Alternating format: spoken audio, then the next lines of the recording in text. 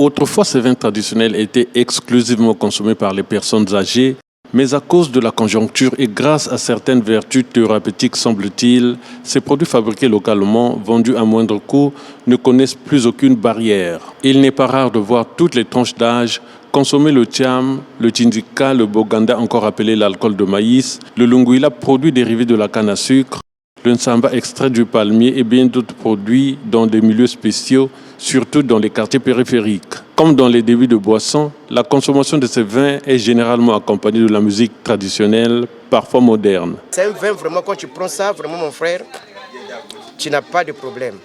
Tu n'as pas mal au ventre, mal à la tête, non, tu es bien. Tu es vraiment tranquille. Ça ne gonfle pas le ventre et puis tu es à l'aise.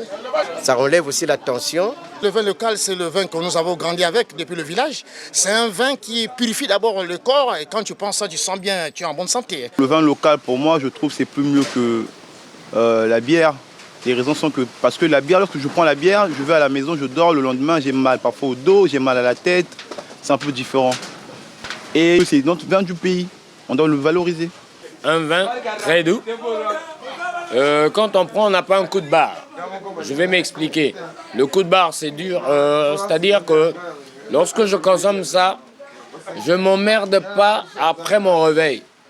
Ça veut dire que j'ai pas mal à la tête. Ces vins consommés par certains Ponténégrins proviennent généralement d'autres localités.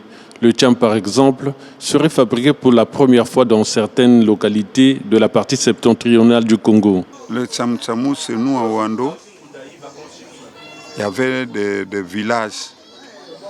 Il y avait Osangu, Manga, Ibea, Onginda, Oku et Nderi.